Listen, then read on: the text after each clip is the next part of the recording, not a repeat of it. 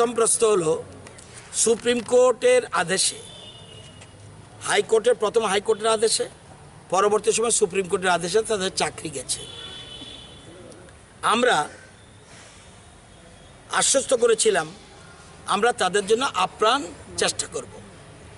আমরা দুইবার করে তাদের চাকরির মেয়াদ সুপ্রিম কোর্টের নির্দেশ মেনে সংবিধান মেনে তাদের চাকরি মেয়াদ আমরা এক্সটেন্ড করি। পরবর্তী সময় আর দেওয়া সম্ভব নয়, সেজন্য তারা ছাঁটাই হয়েছে। এটা কোনো সরকার, না আগের সরকার না পরের সরকার, কেউ ছাঁটাই করেনি। কিন্তু কেন এই যে কোর্টের অর্ডার আদালত আদেশ করতে গিয়ে যে অনিয়ম দেখেছে, অনিয়মের কারণে তারা ছাঁটাই হয়েছে। তাদের যোগ্যতার প্রশ্ন উঠেনি, উঠেছে অনিয়মের জন্য।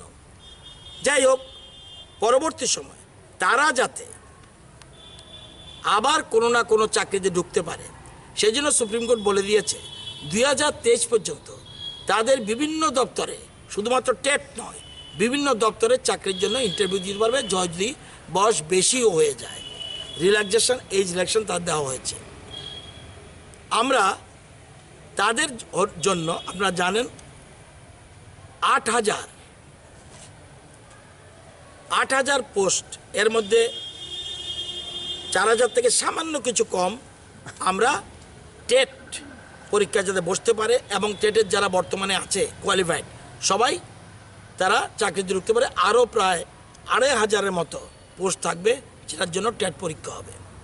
সেকেন্ডলি, আমরা কিছুদিন আগে ক্যাবিনেট 1,500 গ্রুপ সি এমপ্লয়ি এবং 2,500 গ্রুপ ডি এমপ্লয়ি সেখানের জন্য আমরা নিয়োগের জন্য ব্যবস্থা করেছি।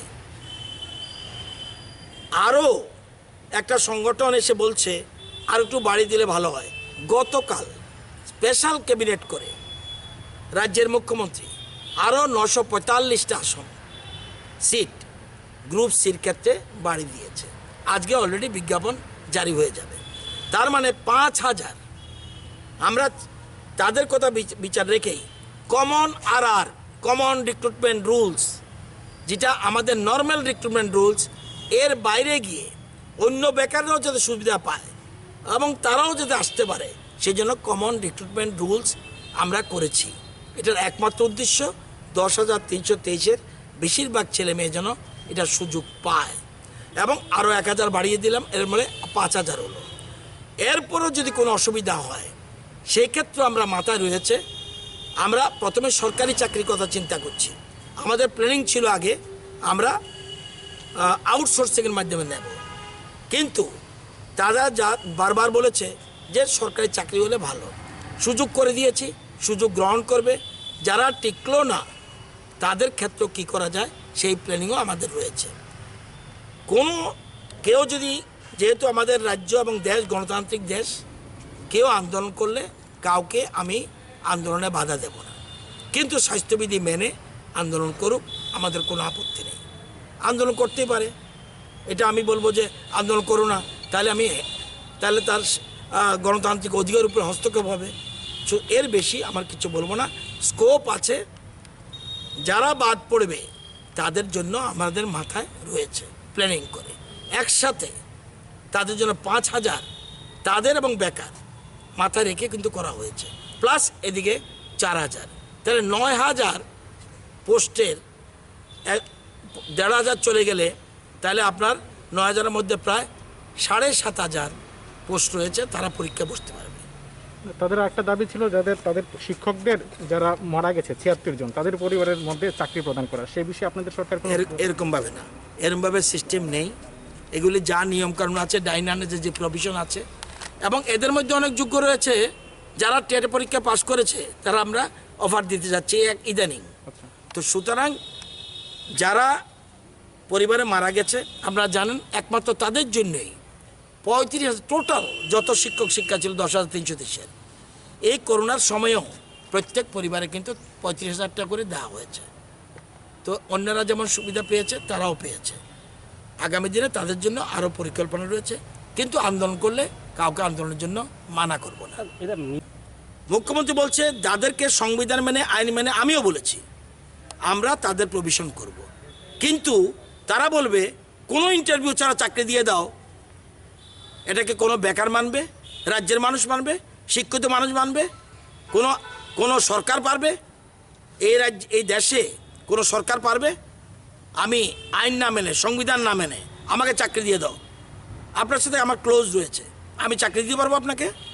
আপনাকে ইন্টারভিউ বোর্ডে যেতে হবে। আগের ঘটনাই আবার ঘটবে না। সে একই হবে।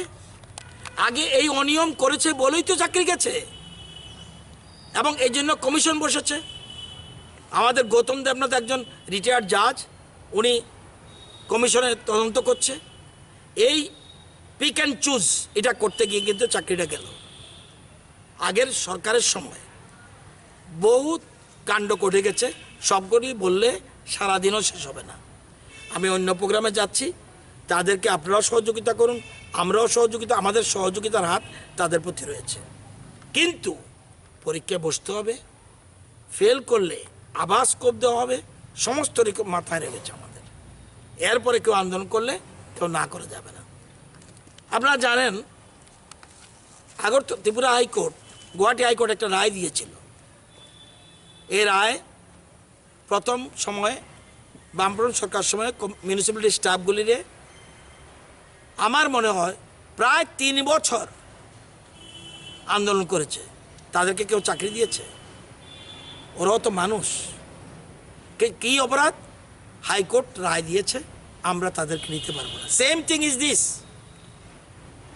আমাকে সংবিধান মেনে, আইন মেনে করতে হবে যা কিছু, এর বাইরে আমি কিছু করতে পারবো না।